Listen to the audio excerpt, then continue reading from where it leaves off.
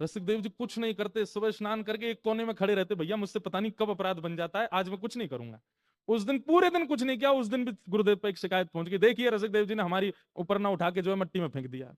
गुरुदेव ताम्र वर्ण, आंखें लाल, मुख लाल, बोले रोज तुम्हारी शिकायत आती है, रोज सब आके तेरी शिकायत करते हैं, तो एक काम कर आश्रम से निकल जा। रसिकदेव जी हाथ पैर कांप रहे हैं, रो रहे हैं, बोले गुरुदेव मैंने अपराध किया, उसका मुझे दंड आप आश्रम में ही दे दीजिए, लेकिन मुझे दूर मत कीजिए, मैं आपको देखे बगैर रह नहीं पाऊंगा।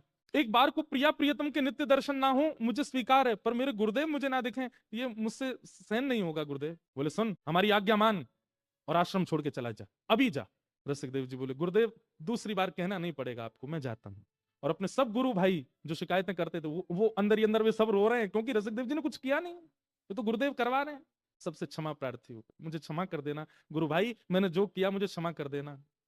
और अपने गुरुदेव की चरण रज को लेकर के एक पोटली में और आश्रम को प्रणाम करके, गोरीलाल जी को प्रणाम करके निकल गए। और यमुना तट पर जाकर के इतना रोए, इतना विरह व्याकुल, अपने हृदय पर हाथ रख करके बस रुदन करते रहते हैं। एक दिन, 2 दिन, 3 दिन बीत गए, भोजन अन्न जल कुछ ग्रहण नहीं किया।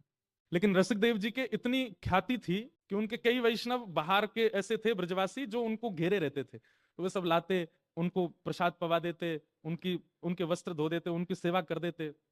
पर रसिकदेव जी व्याकुल पड़े रहते, मेरे गुरुदेव ने मुझे दूर कर दिया अपने से। रसिकदेव जी की निष्ठा प्रिया प्रियतम में है, पर जितनी प्रिया प्रियतम में है उससे कई गुना ज्यादा अपने गुरुदेव में, और वो गुरुदेव अपने नजरों से आगे कर दें, और वो भी तब जब रसिकदेव जी का कोई अपराध नहीं। चले गए वृंदावन, यमुना तट पर बैठे हैं।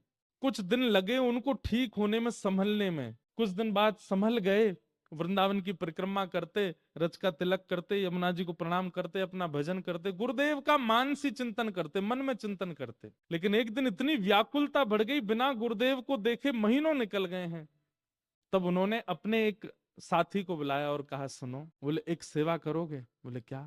मेरा नाम मत लेना, पर तुम जाओ और गुरुदेव से जाके निवेदन करो कि गुरुदेव स्नान करने के बाद जो उनके पुराने वस्त्र होते हैं ना, वो तुम्हें दे दिया करें। तुम ऐसा कहना कि तुम धो के सुंदर उनको इत्र आदि लगा करके स्वच्छ करके गुरुदेव को दे दोगे, पर तुम लाके मुझे दे दिया करना, मुझे एक सेवा तो गुरुदेव की मैं यहाँ बैठे बैठे करूं। व्यक्ति गया और नरहरदेव जी से जाके निवेदन किया, गुरुजी हमारी प्रार्थना है कि आपके जो वस्त्र हैं वो धोने की सेवा हमारे परिवार को मिले। नरहरदेव जी बोले अरे तो इसमें क्या बात, ठीक है कल से हम तुमको दे दिया करेंगे।